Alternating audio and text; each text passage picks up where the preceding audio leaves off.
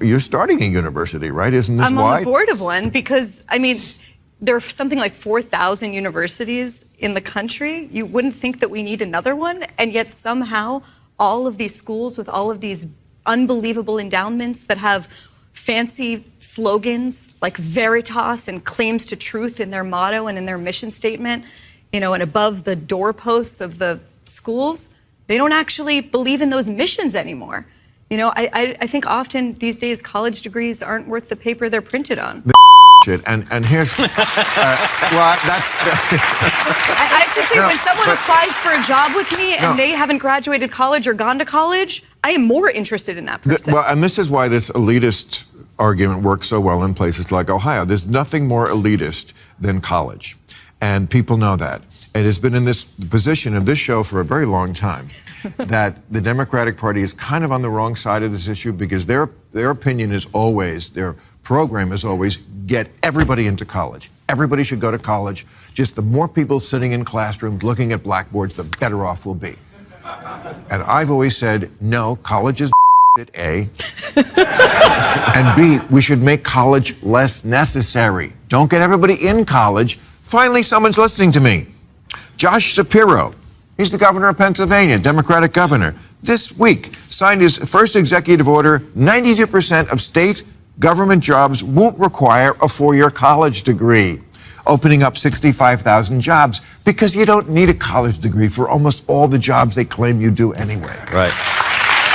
It's a scam. It's a racket. But it's... Education is a racket. But it's also great politics. And great politics. It's great. What Josh Shapiro just did is fabulous. It's good for the economy. It's good for Pennsylvanians, my home state, as we were talking about before. And frankly, it's a thumb in the eye of the higher ed cartel in this country, which is a move that is fabulous for a party that is now totally associated with the urban elite. It's just, it's great all around. And we shouldn't stop with just state jobs. Like, I think about journalism, right? Used to be a blue-collar profession. Yeah. There's absolutely no reason you need to go to Yale and get a gender studies degree to go out in the street and ask people questions. Well, I tell you, Bill,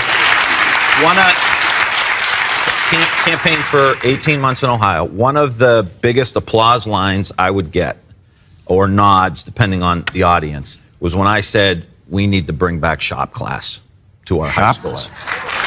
And if you want to start having people, there's no reason we can't have a K through 12 education system where you're not job ready coming out of it. We should be able to redesign that system in 2023. And when I said that, it resonated. It could have been rural areas, urban areas. It didn't matter. People recognize that the system is broken and that to go all in on we're going to forgive all of the student loan debt too, and you're going to take that money from a union worker who's driving 2 hours and working, you know, their rear end off to make ends meet. You're going to take their tax dollars and you're going to give it to somebody who has a gender studies degree from wherever. Well, that pisses people off, and I think that's part of the chasm that we have in the country right now. So listen to this, 44% of all job seekers with college degrees regret their field.